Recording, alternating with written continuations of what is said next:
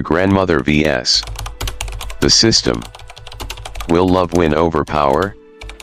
Have you ever wondered, between love and material wealth, what truly matters to an orphaned child? If a child chooses the one who loves them over someone wealthy, will the court listen? Or is justice just a game played by those who know how to wield power? That morning, the sky was gray and damp. Wind swept through the cold corridors of the courthouse, carrying a sense of dread and emptiness. An elderly woman was slowly making her way forward, her thin arms trembling slightly with each breath. In her hand was the smaller hand of a little girl, her granddaughter, the only family left after a brutal tragedy took her son and daughter-in-law on a rainy night. The girl's name was Sofia, 7 years old, with deep brown eyes like a wishing well, filled with fear and confusion. Her grip on her grandmother's hand wasn't from the cold, but because it was the only place she felt safe. The grandmother was Rosa, who had little in this world except a heart wide open for this child. They had no expensive lawyer, no fancy suits, and certainly no thick case files like the people they were about to face. As Rosa pushed open the thick wooden doors of the courtroom, she bowed her head gently to those present. Across the room sat a well-dressed couple with confident, cold eyes. Claudia and Ricardo, Sofia's aunt and uncle, had come with a clear goal: to take custody of the girl from her aging, poor grandmother. No one said it aloud, but their eyes spoke clearly. An old woman with no money, no status, how could she possibly raise a child? The courtroom was more crowded than usual that day. Perhaps because this case wasn't about property or money but about a little girl who had already lost too much. The judge entered, a stern-faced middle-aged woman named Escudero, known for being hard to sway. She tapped the gavel lightly. The hearing began. Claudia's lawyer quickly took the floor, presenting sharp and polished arguments. Your Honor, my clients Ricardo and Claudia are the most qualified to provide for Sofia's future. They have a stable income, a fully equipped home, and can offer access to quality education, healthcare, and a healthy environment. Meanwhile, though we respect Ms. Rosa, she has no financial capacity, no legal preparation, and her advanced age is also a concern. Each word landed like a cold blade in Rosa's heart. She didn't blame them, but it hurt to see her love reduced to something less valuable than a pink-walled bedroom or a backyard pool. The judge turned to Rosa. Ms. Rosa, could you explain why you believe you are capable of caring for Sofia? Rosa stood, still holding onto the table as if afraid her legs might give out. Her voice trembled, but it wasn't weak. I know I'm not wealthy. I don't have a big house, or a car, or hired help. But I have a heart that has lulled my granddaughter to sleep every night with the songs her mother once sang. I don't know how to teach her French or piano. But I know she loves vanilla cookies and hates tight collars. My granddaughter doesn't need luxury. She needs love. And I'm the last person on earth who loves her like my own flesh and blood. The courtroom fell silent. Not because the words were grand, but because the truth in them was tearfully sincere. Then came the cold rustle of paper. The opposing lawyer struck back. Love is precious, yes. But can it pay school fees? Buy medicine when the child is sick? Teach her how to survive in a harsh society? Can love fill an empty stomach or cure a fever, Your Honor? A brutal question. And once again, all eyes shifted to Rosa as if she were merely a shadow of a forgotten past. Before Rosa could reply, Sofia tugged on her hand. Grandma, can I speak? Her voice was soft but clear. The entire courtroom turned in surprise. I want to stay with Grandma. Because when I'm sad, only she hugs me. When I'm scared of ghosts, she tells me stories. When I'm sick, She lets me sleep in her lap. And my aunt and uncle, they don't even know what I like to eat. The room was silent. Claudia frowned. Ricardo leaned back, gripping his briefcase strap. Judge Escudero's expression tightened, not because she was swayed, but because those honest words held a weight the law couldn't always measure. "We'll take a 30-minute recess," she declared. Rosa clutched her granddaughter's hand, eyes shimmering with emotion. But inside, fear still lingered. Could the voice of a child stand against a world of documents, degrees, and well-structured arguments? Someone was watching them from the shadows. And a truth was about to be revealed, one that could change everything. When the recess bell rang, Rosa and Sofia returned to the courtroom. But the air had shifted heavier, quieter, like something was waiting to surface. Claudia and Ricardo remained seated, but no longer looked at ease. They whispered to each other, a flicker of doubt in their eyes. They hadn't expected the girl to speak. And they certainly hadn't expected her words to freeze the room like that. Judge Escudero returned, holding a freshly delivered file. She scanned the room, then announced, "We will now proceed with evidence presentation. Plaintiff's counsel has submitted additional materials." Claudia's lawyer stood, all poise and professionalism. "Your Honor, we wish to present a set of images and financial records demonstrating that my clients are fully capable of raising and caring for Sofia." He placed a stack of photos on the table, images of a luxurious 3-story home with spacious gardens, a gleaming pool, and a princess-themed pink bedroom labeled Sofia's room. "I must emphasize," he continued, "these are not just aesthetic. They prove the kind of living environment every child deserves. Moreover, Claudia and Ricardo have steady incomes, no debt, connections to reputable schools and top pediatricians. Can an elderly woman with no pension, no home, and an unstable lifestyle truly provide for this child long term?" Each word jabbed Rosa's heart. She wasn't rich. True. But had anyone asked how many nights she stayed up when Sofia had a high fever? How many meals of instant noodles she ate just to save money for her granddaughter's shoes? Did anyone know how she held the girl through panic attacks, silently crying along? Her poverty was laid bare. But her love, no one had measured that. The judge turned to Rosa again, voice calm but firm. "Ms. Rosa, do you have a response to these points?" Rosa rose slowly. But her eyes had changed, no longer just fearful. There was now a fire of resolve. "I don't deny they have everything.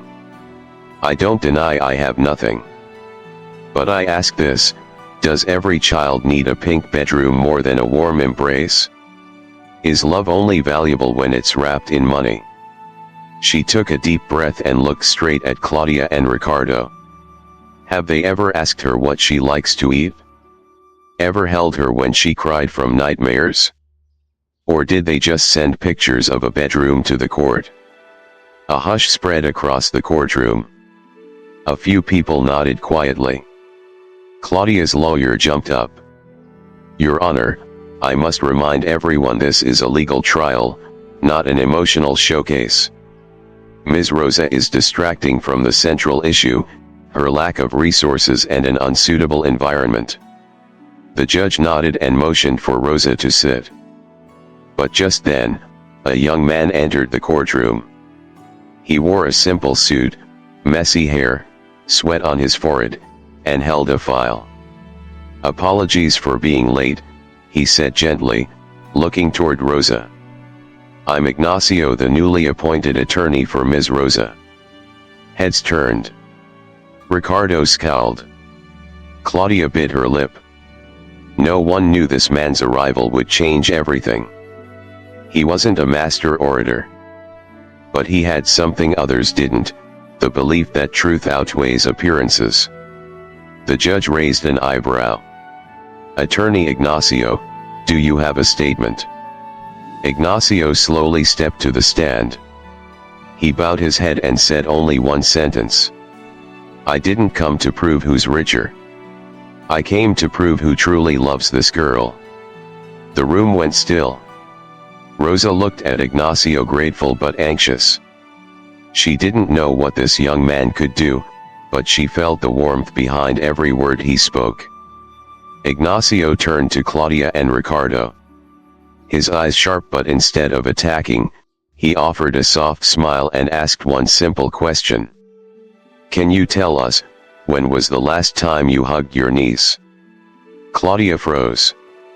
Ricardo looked away. And that was the moment the scales of justice began to tip. After the tense hearing, Rosa and Sofia sat quietly in the courthouse hallway. The smell of disinfectant mixed with the scent of old paper, and the cold white lights cast a pale glow on Rosa's thin shoulders. Sofia rested her head on her grandmother's lap, her eyes still swollen from crying in the courtroom. But her small hand gripped Rosa's sweater tightly, as if afraid someone might come take her away. You were so brave, Rosa whispered, gently stroking her hair. I'm proud of you. Silence. No one spoke. No car horns, no footsteps.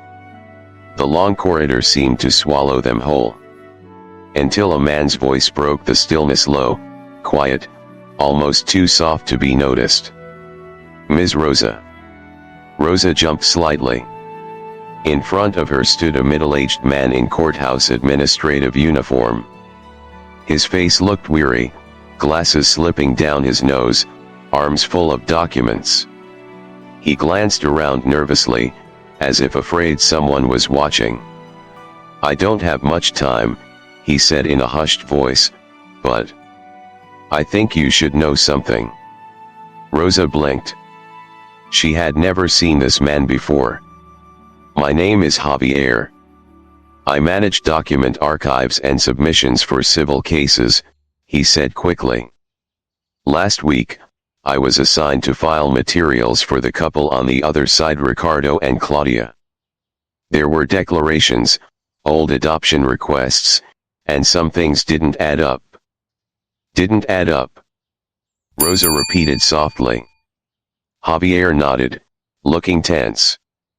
I can't say much. If I'm found out, I could lose my job. But, if things get worse, if you feel cornered, find me. I'll show you what I know. Before Rosa could ask more, he stepped away, disappearing into the crowd, spilling out of other courtrooms like a ghost fading between worlds. Rosa held Sofia tighter, a chill running down her spine. Not from the weather, but from a vague fear creeping around her. She realized this wasn't just a custody battle. It was something bigger. Something more dangerous. That night, Rosa couldn't sleep. In the small room lit only by a flickering night lamp and the slow creak of an old fan, Sofia slept soundly after being told a bedtime story. But Rosa stared out the window into the dark sky, haunted by Javier's words. Didn't add up. What didn't add up? And why had he whispered like he was speaking of a crime? The next morning, Ignacio came by with freshly printed documents from the notarized files submitted by Claudia and Ricardo. I noticed a few inconsistencies, he said as he flipped through the papers, brows furrowed. They claimed to have maintained regular contact with Sofia since her parents passed. But according to what you told me, they only visited once. Rosa nodded. Just once. And even then, they only stayed for a few minutes before leaving. Sofia cried the whole night after. Ignacio stared at the file, then muttered under his breath, why do they want the child so badly?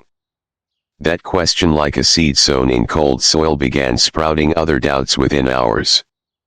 Ignacio wasn't great at reading emotions, but his legal instincts were razor sharp. A family suddenly vying for custody of a child they'd never cared about with too much confidence, almost as if the outcome had already been arranged. "Ms. Rosa," Ignacio looked up, "I think we need to dig deeper into what they're hiding." Rosa met his eyes, worried, but nodded slowly. "I'm willing to do whatever it takes to protect my granddaughter."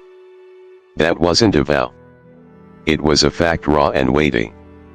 And from that moment, the battle between one ordinary grandmother and the web of deceit behind Claudia and Ricardo entered a new level, one that now involved not only love and law, but a quiet danger slithering in the shadows, waiting to rise. One early morning, Ignacio sat in front of his computer in his tiny office. He had just secured access to archived documents related to Claudia and Ricardo's past adoption filings with the Social Services Department. As the first pages downloaded, he paused at a small note at the bottom of one form. Reason for adoption: to establish an ideal family image for partnership with Hearts Without Borders, an international sponsorship program. Ignacio squinted, his heartbeat quickening. Why would someone need a family image to work with an international organization? Why emphasize image rather than a desire to raise a child? Following digital breadcrumbs, Ignacio opened a private report submitted by Ricardo, founder of a media company, and uncovered a shocking line. Having a young child on file increases the likelihood of being selected as an exclusive media partner with the global child welfare sponsor. He muttered, "Children aren't props." Immediately, Ignacio called Rosa. "I think I've discovered why they really want your granddaughter," he said, his voice hoarse with fury. "It's not out of love. Not to care for her. It's because Sofia is their visual key to securing a commercial partnership." Rosa said nothing. She was sitting with Sofia in their tiny kitchen. The girl had just finished breakfast and was coloring a picture of herself, Rosa, and a little purple house under a crescent moon. "She's too young to understand any of this," Rosa whispered. "But I understand. Someone really sees her as a means to an end." Ignacio proposed, "I need your permission to request a financial investigation into their adoption filings. If there's any indication they're profiting from Sofia, we'll have hard evidence." Rosa didn't hesitate. "Do whatever you need. As long as my granddaughter gets to live a real life." Meanwhile, across town in a luxurious office lined with heavy curtains and golden wine glasses, Claudia and Ricardo were deep in discussion.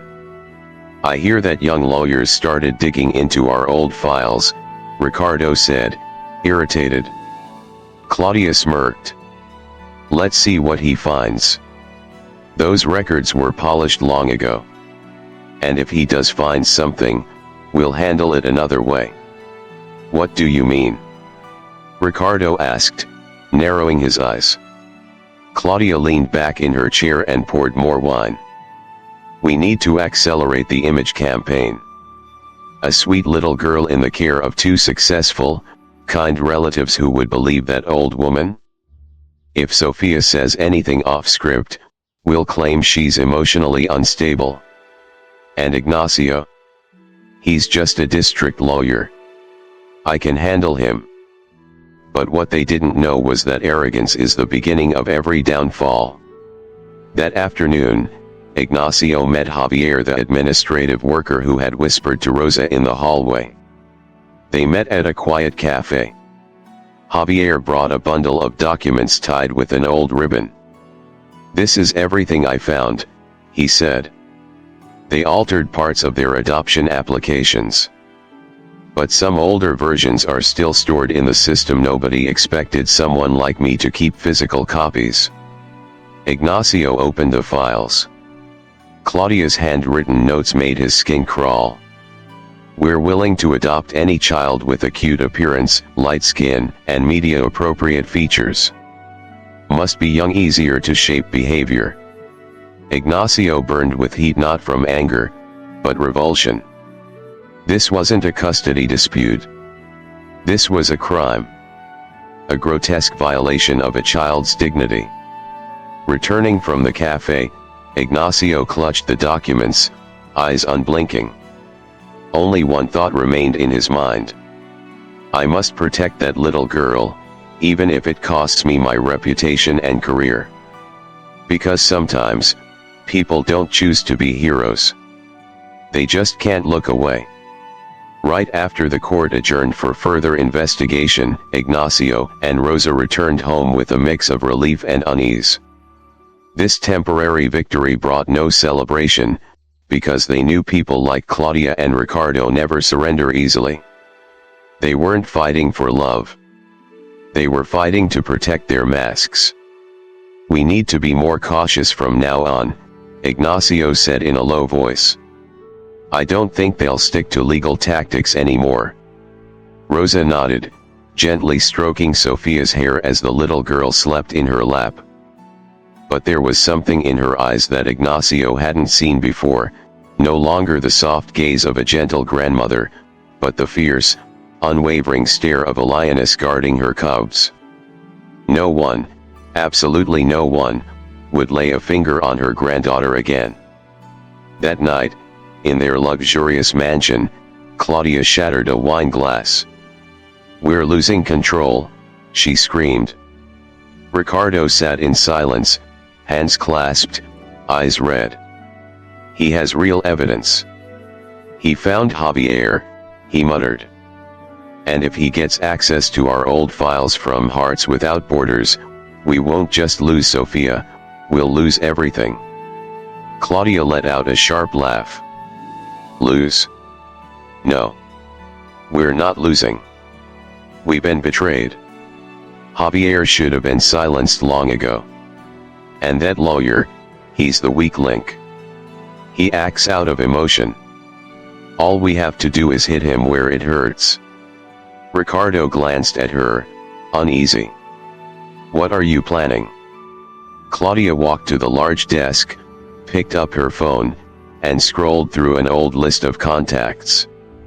She called a name listed only by 3 initials, T.D.L. You owe me one, don't you? She said coldly. I need you, to track Ignacio.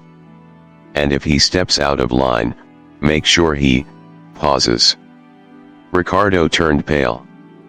He knew Claudia was calculating, but sometimes her coldness scared him more than any court sentence. Meanwhile, Ignacio began working with a trusted team of private investigators. His goal, to uncover every shady financial trail tied to Claudia and Ricardo, especially the convoluted contracts disguised as humanitarian adoptions. The deeper they dug, the darker it became. A $120,000 wire transfer from Ricardo's company to an orphan fund in Eastern Europe, with no adoption records tied to it. An internal memo stating, "We need a happy family image with a child for next year's sponsorship application." Worst of all, audio recordings of Claudia speaking with a senior executive from the sponsoring organization, discussing how they had faked childcare records for marketing purposes. Ignacio knew, if this evidence was released at the right moment, Claudia and Ricardo wouldn't just lose the custody case, they would lose their careers, reputations, and potentially their freedom. But before he could bring it to court, disaster struck. That night, while driving home from a meeting with the investigators, Ignacio noticed a strange car following him for nearly 20 minutes. He turned into a narrow alley, the car followed. Turned again, still there. His heart pounded. His instincts, sharpened by hundreds of legal battles, screamed in warning. At a red light, the car behind suddenly swerved, jumped the curb, and tried to cut him off. With rare reflexes, Ignacio swerved into a nearby gas station, still lit, with people around. The strange vehicle screeched to a halt, reversed, and disappeared into the darkness before anyone could catch its plate number. Ignacio stepped out, drenched in sweat, legs trembling. He could no longer deny it. This wasn't a civil dispute anymore. This was a war. The next morning, he filed a police report, requesting temporary protection for himself, Rosa, and Sofia. Then he began drafting a formal complaint, not just to defend custody, but to initiate a criminal investigation into Claudia and Ricardo for document forgery, child exploitation, and witness intimidation.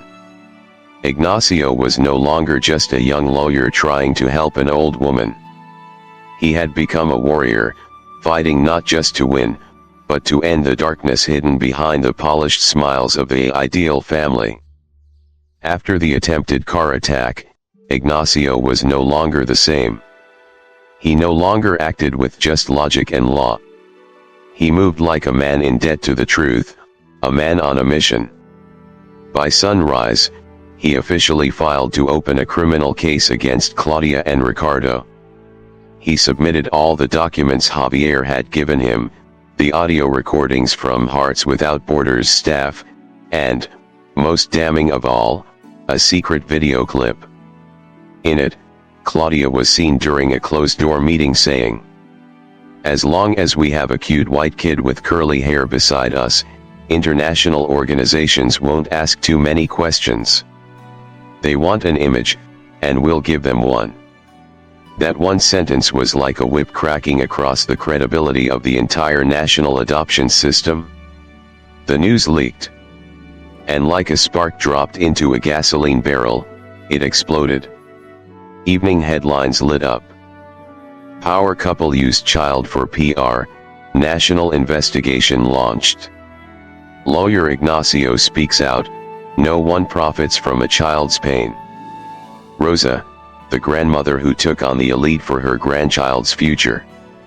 In her tiny kitchen, Rosa watched the news replay her tearful embrace with Sofia at the courthouse. On the screen, she looked kind, fragile, yet unshaken. "Grandma, look. You're on TV." Sofia squealed, her eyes sparkling. Rosa smiled softly, but her heart wavered. Not because of the spotlight, but because she knew, the brighter the light, the darker the shadow behind it. And Claudia was not the kind to accept being exposed under daylight. And right on cue, the shadows moved. That night, Mariana, Claudia's former maid who had testified for Rosa, called Ignacio in a panic. "Ignacio. 2 men are following me. I saw them outside the supermarket, and they tailed me to my building. I'm too scared to go inside." Ignacio immediately sent someone from his team to escort Mariana, and called the police to request witness protection. At the same time, the city prosecutor's office issued an official statement. A criminal investigation into Claudia and Ricardo had been opened, focusing on the use of adoption for economic and personal media gains. The news struck Claudia and Ricardo's mansion like a missile. Ricardo froze, wine glass falling and shattering at his feet. Claudia simply turned off the TV, her eyes blazing. "They think they've won," she hissed through clenched teeth. "They think a few leaked emails can bring us down." Ricardo said nothing. Claudia turned to him. "Are you still in touch with T.D.L.? Claudia, what are you planning? We can't let him walk into court with all that evidence. Either he disappears, or everything we built goes up in flames." Ricardo paled. "You're insane." "No. I've never been more clear-headed." Meanwhile, Ignacio received a bombshell report from the lead investigator. Ricardo secretly wired funds to an offshore account in Panama under the name S.T. Holdings. Every withdrawal coincided with the signing of child-focused media sponsorship deals. This was the golden ticket. With it, Claudia and Ricardo wouldn't just lose custody, they'd face charges for fraud and money laundering. But before Ignacio could breathe, his phone rang.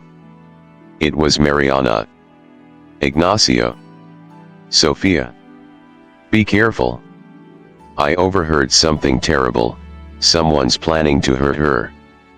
Ignacio's heart stopped. No more waiting. He raced to Rosa's house. When he arrived, a strange car was parked just 10 meters from the gate. Without thinking, he called the police and rushed inside. Sofia was asleep. Rosa was quietly knitting by the window. Everything seemed too calm. "Ma'am, get the girl. We have to go. Now. I'll drive." "Someone's trying to get close," Ignacio said urgently. As they stepped into the car, the strange vehicle sped off into the night, vanishing into smoke and dim yellow lights. That night sky was pitch black. No moon. No stars.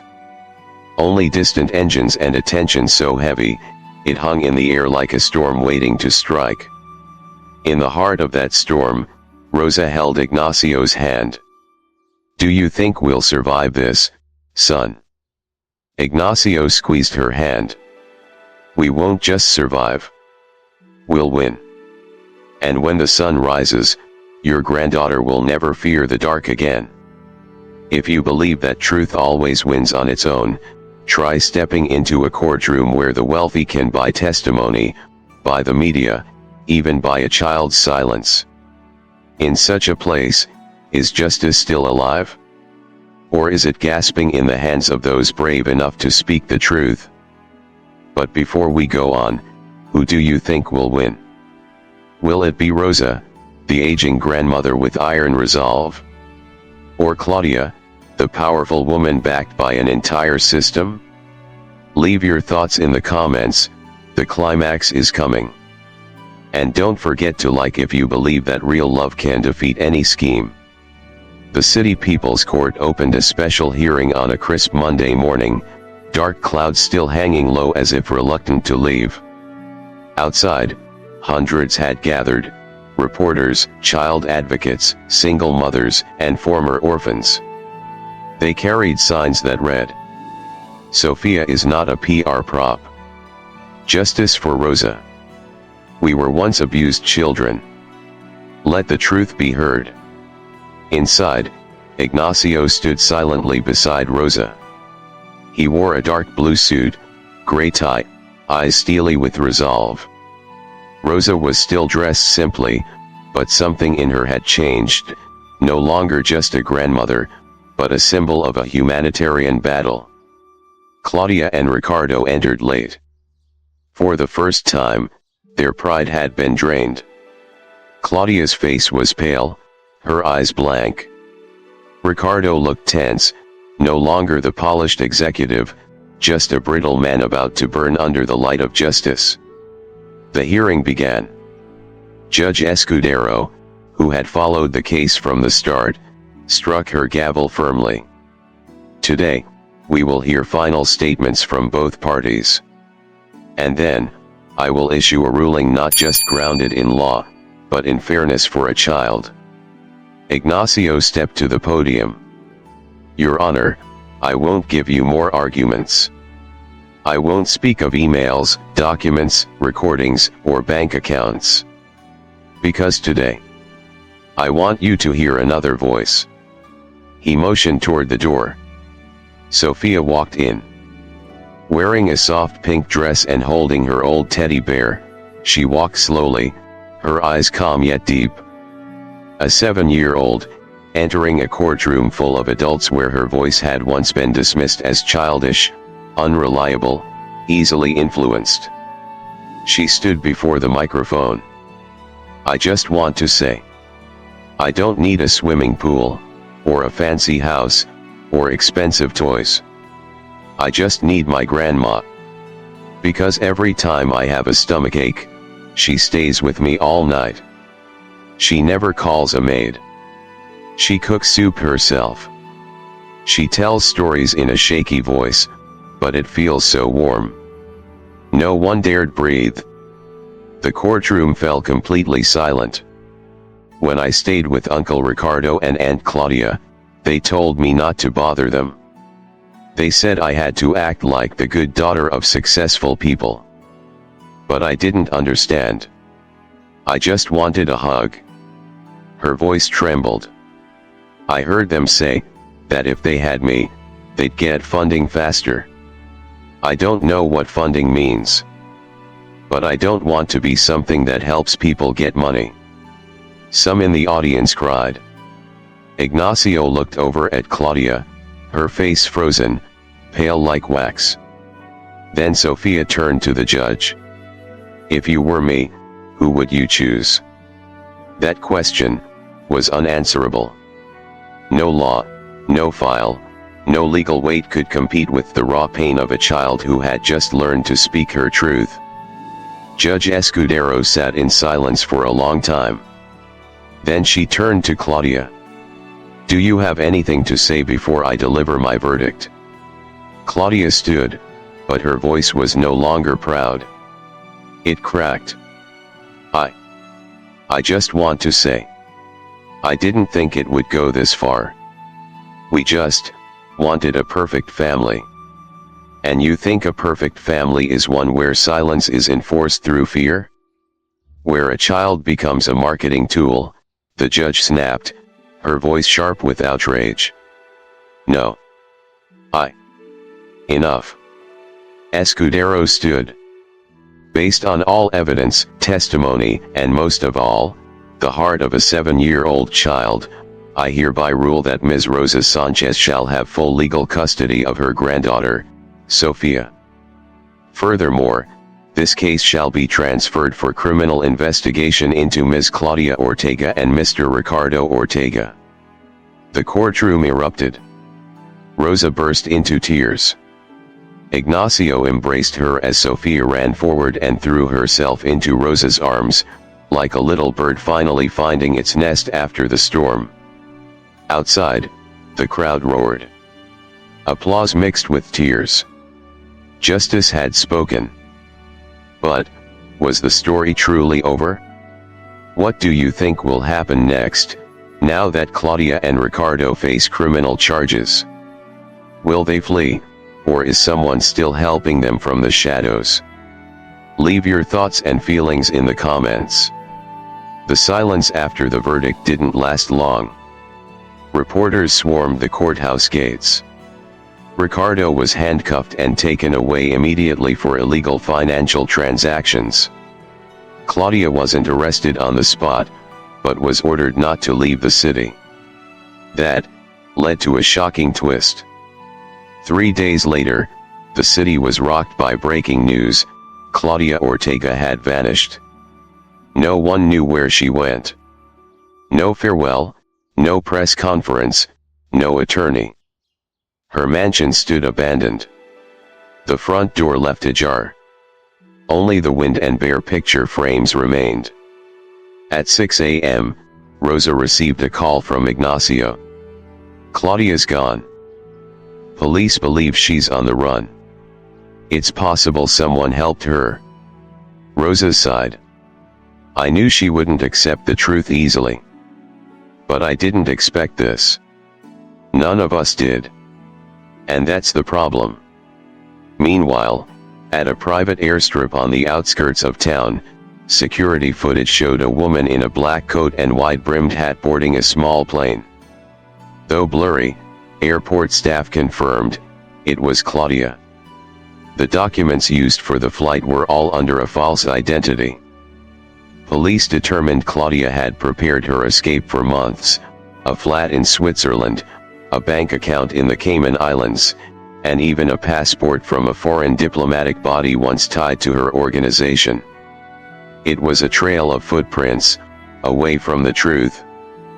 But while Claudia disappeared into the shadows, Ricardo crumbled. At the holding facility, he remained silent for 2 days, not cooperating, not eating, not sleeping. On the 3rd day, Ignacio arrived by court order to record a formal statement. You here to finish me off? Ricardo asked, eyes sunken, fists clenched. I'm here to listen, Ignacio replied calmly. Not for me. For Sofia. Ricardo chuckled bitterly. I didn't think you'd care what a man like me had to say. You're wrong, Ignacio said. The truth matters, no matter where it comes from, as long as it's honest. Ricardo sat in silence. Then, slowly, he lifted his head. I used to be a good man. Not perfect, but good. I loved kids. I once dreamed of a family. But Claudia, she was so good at painting the dream. She made me believe that the image mattered more than the truth. That if we looked like a perfect family, people would believe we were one. And so you chose to pretend? Ignacio asked. I didn't pretend, at first. But then, when we saw that Sofia moved people, that she opened doors to sponsors and international groups, everything changed. We stopped seeing her as a person. She became an opportunity. He lowered his head and cried, silent, broken sobs. I know I don't deserve forgiveness. But I hope, even just a little, that she won't be afraid of me anymore. Ignacio recorded every word. But he knew, this wasn't just evidence. It was a late confession, and perhaps, the most honest thing Ricardo had ever said in his life. 1 week later, Interpol issued a red notice for Claudia Ortega. More evidence was submitted, forged contracts, testimonies from international NGO staff, and massive money transfers funneled through shell companies, all under the guise of building a model family. Meanwhile, Rosa and Sofia moved into a small house on the outskirts of town, provided by a charity. It wasn't a mansion, but it had a warm kitchen, a tiny tomato garden, and a little balcony where Sofia could release her dreams into the wind. One afternoon, just as the sun dipped behind the rooftop, Rosa was watering the plants when Ignacio arrived. In his hand was an envelope, the court's official ruling, declaring Rosa Sanchez as Sofia's permanent legal guardian. So, it's over now? Rosa asked, eyes misty. It's not the end, Ignacio smiled. It's a new beginning. Sofia ran out to hug him. Uncle Ignacio. I made a drawing for you. On the small sheet was a picture of a family, an old woman, a little girl, and a man with glasses. You're part of this family. Ignacio couldn't speak. He just knelt and hugged her tightly. Because no matter how heavy the sin, no matter how polished the mask, in the end, only truth, love, and the courage to face oneself can carry us to real dawn. Claudia Ortega, the woman who once walked into court with elite arrogance, was now a fugitive on the world stage. Her name appeared in Interpol alerts, alongside old ID photos. The press uncovered her entire past, from former model to her shady deals with international nonprofits. In a luxury Swiss hotel, Claudia sat alone in front of a mirror. Her eyes had lost all confidence. Pale skin, colorless lips. No makeup, no designer labels, no Ricardo. Just silence and a powered-off phone. She once believed she would never have to live like this. That money, status, and power connections were an unbreakable shield. But she was wrong.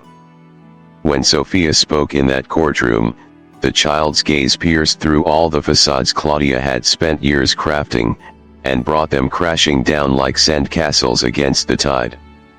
One day, while withdrawing cash from a small border town bank in Switzerland, Claudia noticed two strangers following her. She quickly jumped into a taxi, hands trembling.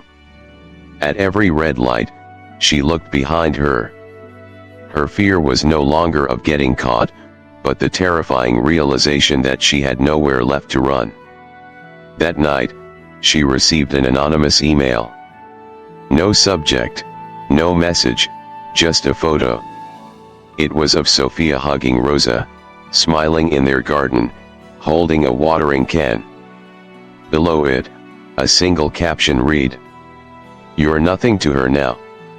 Just a stranger who passed through her life." Claudia smashed her phone.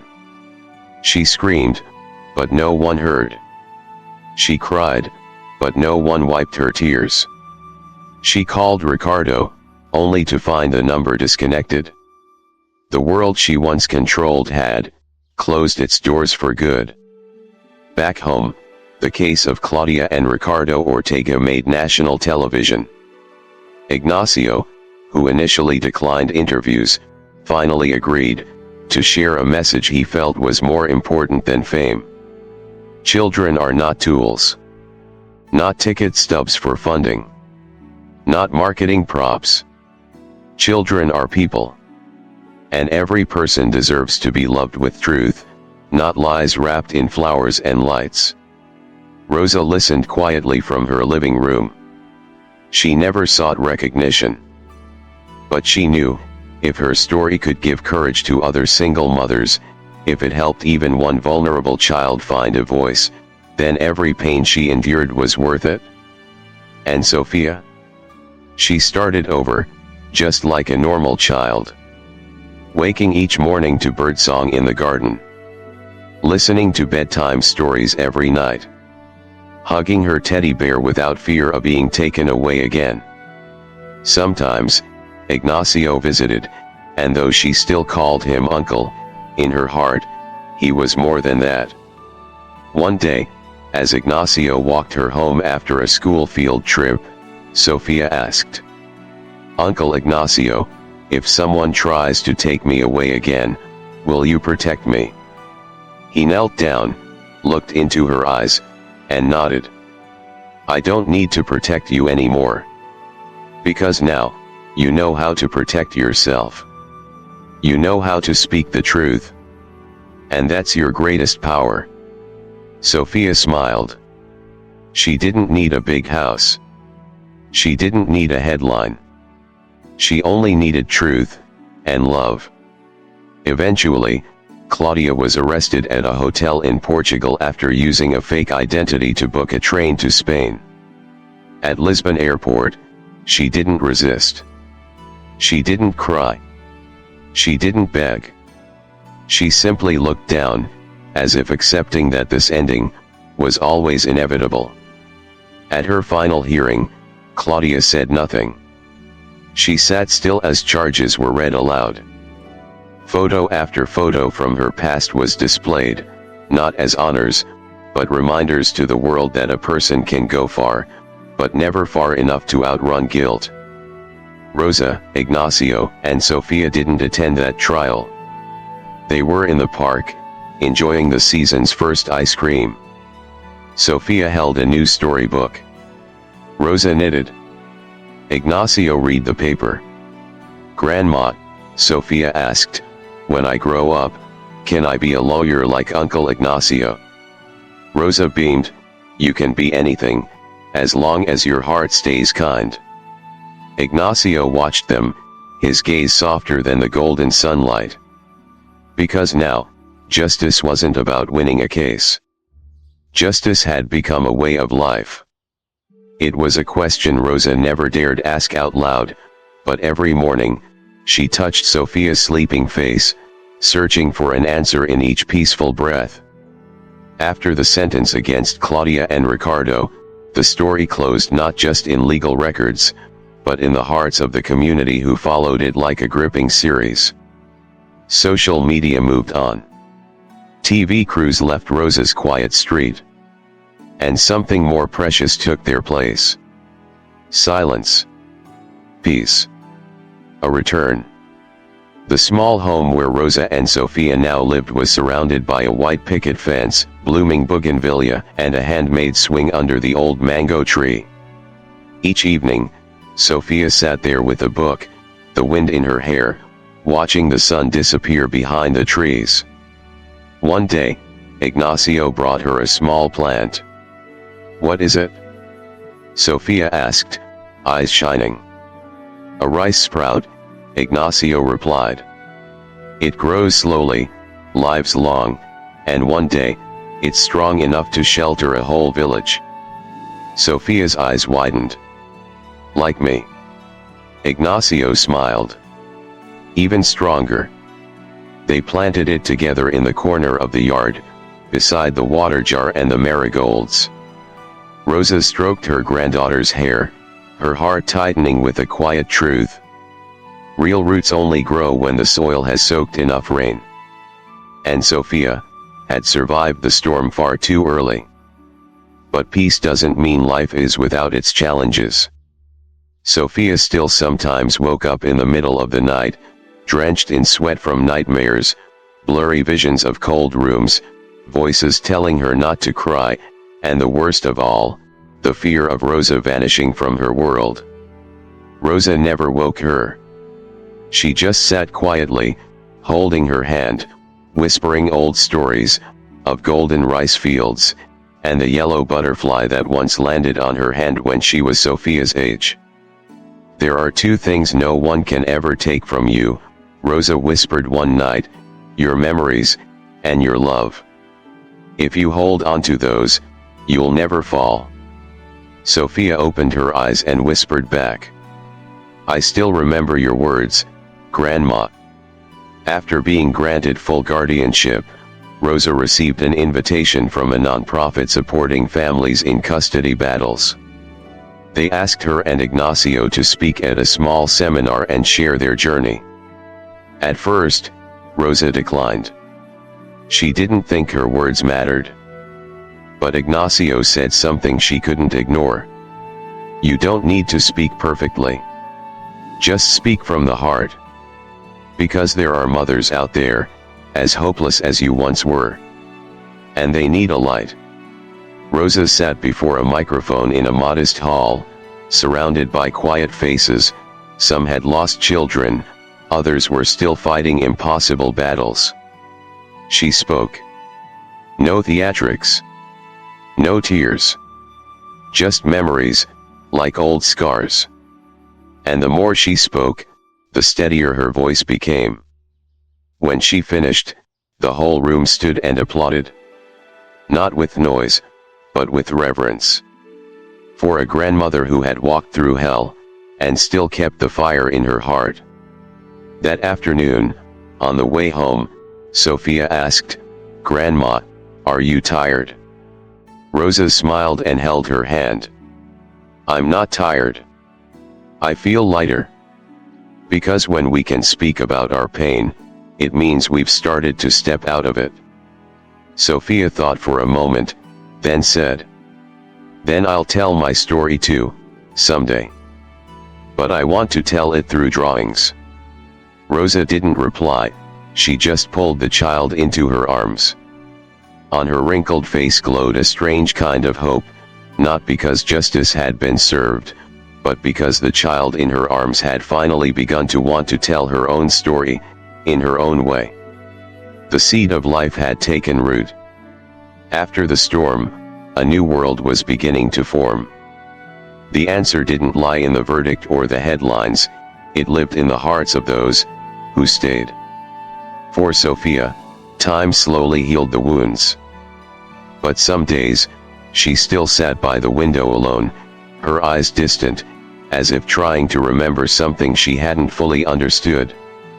She began writing in a small notebook, sometimes imaginary stories, sometimes fragmented memories. When Rosa asked what she was writing, Sofia gently replied, I'm writing so I won't forget. Because if I forget, who will tell it to the other children? A sentence from a 7-year-old that left Rosa sitting quietly for a long time after. Ignacio was different too. He returned to his law office, working on smaller cases, land disputes, divorces, debts. But he knew, he was no longer the same. After the Rosa Sofia Claudia case, he couldn't see a verdict as just a legal argument. He had seen with his own eyes, sometimes, justice doesn't live in the documents. It lives in the eyes of someone about to fall, in the trembling voice of a child trying to say what she barely understands. One late afternoon, Ignacio visited the primary school where Sofia was now in 2nd grade. She had just finished a drawing of a grandmother, a small garden, and a huge red heart. "This is Grandma Rosa's heart," she explained to her teacher. "It's bigger than our house." The teacher smiled and asked, "So who drew your heart?" Sofia didn't hesitate. "Grandma did. And Uncle Ignacio too." For Rosa, she no longer feared the future. She had once lived each day with worry: who would care for Sofia if she were gone? Would the courtroom battle leave long-term scars on the child's soul? But in the end, it was the child who taught her how to trust life again. One afternoon, while walking downtown together, they encountered a middle-aged woman with a sad-looking boy. The woman recognized Rosa from a magazine interview. "Thank you," she said. "Your story gave me the courage to withdraw my custody claim and let someone more deserving raise my son. I used to think keeping him near was love. But I realized, love means letting a child live where he truly belongs." Rosa didn't say anything. She just nodded and held Sofia's hand tighter. That night, in their peaceful home, Rosa sat by the window on her wooden chair. The wind carried in the scent of coriander from the back garden. She wrote a letter by hand. At the top, it said, "To those who have faced, are facing, or will face the storm. I am not a hero. I have no strength beyond love. But I've learned this: if you love a child deeply, patiently, truthfully, you can walk through any abyss. I don't blame those who once doubted me. I don't resent the ones who tried to take Sofia away. Because they helped me realize that love cannot just be words. It must be action. It must endure. It must trust. And above all, you must not stay silent. Because truth, when left unspoken, withers.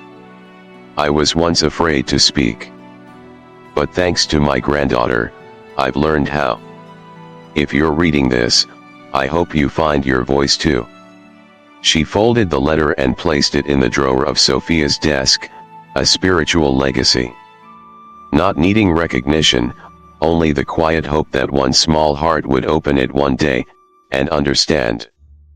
When summer arrived, Rosa's garden bloomed with vibrant purple flowers. The rice sprout Ignacio had given them had grown taller than her knees, strong, bright green, full of life. Sofia placed a small wooden sign beneath it, written in black ink. "The Tree of Truth, where our family began." This was no longer just a story about custody. It was a story about growing up, from pain. About the people who stayed, and what they left behind. Every storm seems to end when the last gust fades. But sometimes, that silence is just a pause, before the deep currents beneath begin to rise. It seemed the Rosa Sofia Claudia case was closed. It seemed justice had returned to the deserving. But that fight left quiet tremors across the system. And then, what was buried began to surface, not with fanfare, not with noise, but enough to shake even the strongest foundations. 3 months after the final hearing, an internal investigation was launched into the justice system. None other than Ignacio filed the petition, demanding a review of all custody rulings over the past 7 years, especially those involving model families like Claudia and Ricardo had once represented. She wasn't the only one, Ignacio stated before the Judicial Council. She was just the one who got exposed. The rest are dozens, maybe hundreds of cases like it, where power and reputation masked the real motive. Public interest reignited. Mothers who had once lost in court began reaching out to Ignacio. They shared stories that had almost been forgotten. A mother labeled emotionally unstable simply because she'd sought therapy. A grandmother denied custody because she didn't own her home, despite the child begging to stay. A single father who lost to a wealthy couple because the child would have more opportunities in a better financial environment. Each story a slice, and together, no longer individual tragedies. They became the portrait of a system that had lost its way. At a special press conference at the city courthouse, Ignacio was invited to speak. TV cameras broadcasted live. News sites posted every line in real time. But Ignacio didn't begin with statistics or files. He began with one simple question.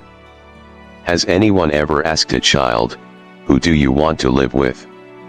And more importantly, has anyone ever believed that answer, when the child is only 7? The room fell silent. Sofia, the little girl the city came to know through countless headlines, is not a legal victory. She is a reminder that children don't need castles to grow up. They need a real heart. Ignacio's speech became a viral moment across social media. Several international organizations expressed interest in collaborating. Law schools began inviting him to teach special seminars on ethics, humanity, and the law, especially in cases involving minors. And Rosa? She declined all public appearances. She told Ignacio only one thing. If you still have the strength to keep going, then go. But don't let justice become just a title. It must be a safe place, like my front porch. Everyone who steps onto it should feel at peace. But as the truth began to emerge, those who had defended the old system grew uneasy. They whispered. They questioned. They dug into Ignacio's past. Even former colleagues turned away, claiming he was exposing internal affairs unnecessarily. Some high-level figures in the judiciary began to send quiet warnings. Ignacio stood firm. But he knew, this storm was different. One late night, as he left his office, he found an unmarked envelope tucked beneath his car's windshield. Inside was a blurry photo, Sofia playing in the park. On the back, a handwritten message. Be careful what you're touching. Because this time, it won't end as neatly as last time. Ignacio clenched the photo. His eyes didn't waver, but his heart tightened. He understood. This fight wasn't over. And when people sense they're losing their power, they'll do anything, even drag a child who survived one storm, into another. The next morning, Ignacio visited Rosa. There are things you'll need to prepare for, he said quietly. Rosa simply poured more tea into his cup. Go on. Ignacio opened a new file, a policy proposal draft that would change custody case standards, emphasizing the child's voice. If this passes, he said, it could help thousands of families like yours. But it will upset a lot of people, who don't want things to change. Rosa nodded. Then do it. As long as we never have to bow to what's wrong. Because those who remain don't just survive. They build a world that won't repeat the past. If justice is only words in a verdict, it dies over time. But if it lives in the hearts of those who stand up for what's right, then no matter how power tries to bury it, justice survives. And sometimes, it lives in a child's promise. Winter came to the city. No more cicadas. No more flaming red trees. But in the cold, a new life quietly took root, not from soil, but from the will of those once broken. Ignacio's law office became something more.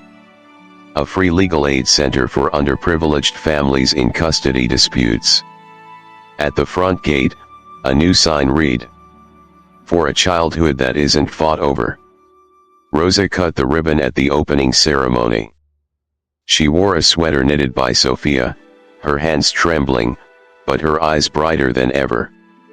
Her short speech was simple. I'm not a lawyer. I'm just a grandmother who once feared losing her granddaughter. But because of people like Ignacio, I'm not afraid anymore. I'm not here to relive the past. I'm here in hopes that those who come after me won't have to tell a story like mine. The room fell silent. Then came applause, not for grand words, but for the humble truth of a woman who once stood alone in a courtroom, and won with her heart. Elsewhere, Claudia Ortega prepared to face an international tribunal on charges of money laundering and child exploitation in the NGOs she once led. Ricardo, now cooperating, had submitted full documentation and confessed to reduce his sentence. They could not return to their former lives. But the damage they caused was slowly being undone by those who chose to stay and fix what was broken. Ignacio once said, "Forgiveness isn't the law's job. It's the conscience's. The law handles actions. But only we, as people, can decide how to live after doing wrong." One late year afternoon, Rosa, Sofia, and Ignacio visited the cemetery where Sofia's parents rested. Fresh white chrysanthemums swayed in the breeze atop their gravestones. Sofia sat before her mother's grave and whispered, "I've grown up, Mom. I'm learning to draw, and to tell the truth. And I've learned that forgiveness isn't about whether someone deserves it. It's about knowing I deserve peace." Rosa stood behind her, silent tears falling. Ignacio placed a firm hand on her shoulder. No one spoke. Because sometimes, silence speaks the loudest. When it comes from a soul that has learned to grow. A few days later, something unexpected happened. On national television, during a special year-end interview series honoring inspiring figures, the name Ignacio Vargas was announced. He declined a live appearance. But a short video was aired. "I didn't do anything grand. I just did what anyone should. I saw a child nearly lose her voice. And I made a promise to myself that the next time someone speaks, I'll be the first one to listen. Because in this world, sometimes a small voice can save an entire life." On New Year's Eve, Rosa's small house was aglow. Mariana, the former nanny, now family friend, was in the kitchen. Ignacio prepped paper fireworks in the yard. Sofia held a lantern, with a small handwritten note inside. "I promise to become the storyteller, for the children no one listens to." Rosa smiled and nodded softly. "You're not promising for me. You're promising for yourself. And that's what matters most." Fireworks lit the sky. A year ended. And a new seed of life began again. Justice doesn't live on the judge's desk. It lives in a promise, kept to the end. With love. With courage. And with a heart that never gives up. You've walked the whole journey with us through the story of Rosa, Sofia, Ignacio. And the battle to protect true love from the claws of deception. If something in this story moved you, leave us a thought in the comments. Maybe your words will be the light for someone still walking through the dark. Thank you for joining us. We'd love to hear from you. Drop a comment below and share one thing this story taught you, and how it might shape the way you live. Your voice matters. Reading your reflections brings strength, healing, and inspiration to us all. If this story moved your heart, please like, subscribe, and share. Your support helps us continue creating stories that awaken the soul. Thank you for watching. And we'll see you in the next video.